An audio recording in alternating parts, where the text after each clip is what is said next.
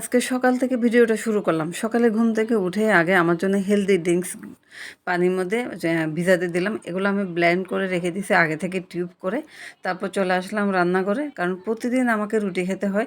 সেজন্য আটা গুলে নিচ্ছি। আমি গরম পানি দিয়ে আটাটা গুলি।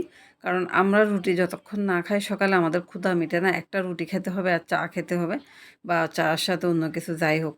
তো রুটি তৈরি করে ফেললাম আর মেয়ের জন্য পরোটা তৈরি করলাম। কারণ ও আবার এ তেল ছাড়া রুটি খেতে পারে না। সেজন্য ওর জন্য একদম লাল, লাল করে রুটি তৈরি করে ফেললাম।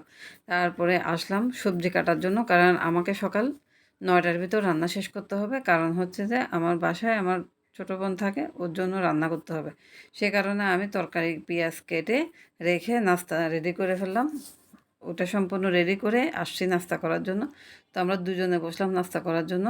তো চাটা খেয়ে নিলাম আর ওদিকে আমি বাকি সব কিছু রান্না করে রেডি করে রেখে আসছি। কারণ রেডি করা থাকলে যেকোনো মুহূর্তে রান্না করতে পারি। আসসালামু আলাইকুম, কেমন আছেন সবাই? আলহামদুলিল্লাহ আমি ভালো আছি। সানভি ব্লগ থেকে সানভির মামা বলছিলাম।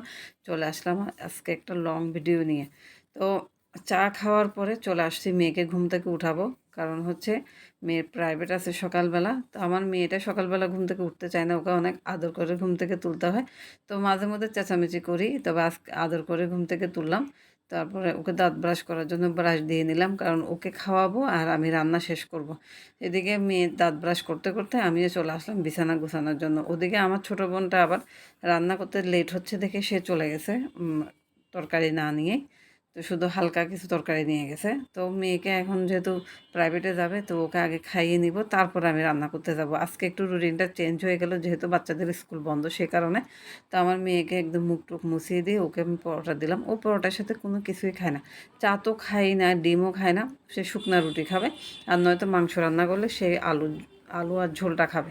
তারপর ওকে নাস্তা মানে খেতে দিয়ে এসে আমি ঘর দুয়ার পরিষ্কার করে নিচ্ছি। কারণ যে গরম পড়ে, কাজ আস্তে ধীরে করলে আরও নিজেরই সমস্যা। সেজন্য একদম তাড়াহুড়ো করে আমি দুপুরের ভিতর কাজগুলো কমপ্লিট করার চেষ্টা করতেছি। এদিকে ঈদ চলে আসছে, ঘরের অনেক কাজ করা হয়নি। তো রাতের বেলা কিছু কাপড় জানালায় শুকাতে দিই, সকালবেলা উঠে এগুলো আমি তুলে ফেলি, বাকিগুলো নিয়ে ছাদে চলে যাই। তো ঘুম থেকে উঠে আগে জানালা খুলে দিলাম। ঘরের ভিতর সম্পূর্ণ রোদ, একদম আমার খাটের মধ্যে ভোর ৫টা থেকে রোদ ঢুকে যায়, এই অবস্থা। তো বিছানাটা একদম সুন্দর করে গুছিয়ে নিচ্ছে। আর আমার মেয়ে আমার সাথে বিছানা গোছানোর জন্য খাটের উপর উঠে বসছে। ও আমার সব কিছুতে সাহায্য করার চেষ্টা করে।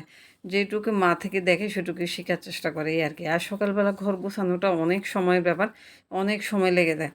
তো আগে মা মেয়ে দুজনে মিলে ঘরটা গুছিয়ে নিলাম কোনো রকম মানে যাতে মানুষ আসলে ঘরটা এলোমেলো না দেখে এই আর কি।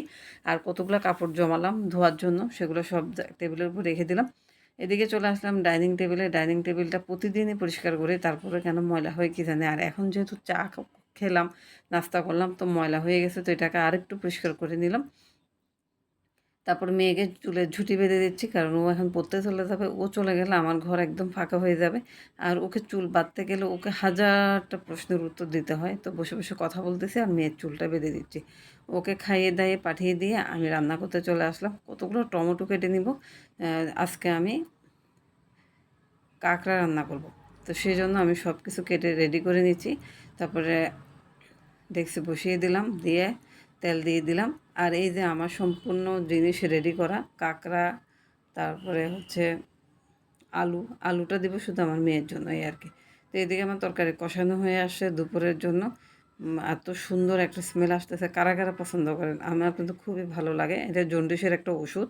তো একটা তরকারি নামিয়ে ফেললাম। এদিকে আমাদের এত গরম লাগতেছে, মেয়েকে প্রাইভেট থেকে নিয়ে আসছি 12:30 বাজে। তো সেই জন্য মা মেয়ে দুটো আইসক্রিম কিনলাম। আমারটা ও নিয়ে নিছে আর ওরটা আমি খাচ্ছি এই আর কি। দুজনে মিলে আইসক্রিম খেতে বসছি। তো আমার মেয়ে মাশাআল্লাহ এত কিউট করে আইসক্রিম খায়, মানে গরম তো সেজন্য ওর কাছে আইসক্রিমটা খুবই ভালো লাগতেছে। তার মধ্যে হচ্ছে অরেঞ্জ ফ্লেভার।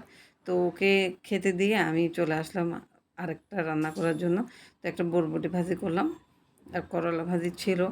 তো দুপুরের আজকের আয়োজন ছিল কাঁকড়া ভুনা আর হচ্ছে বরবটি ভাজি, সঙ্গে লেবু আর কাঁচামরিচ।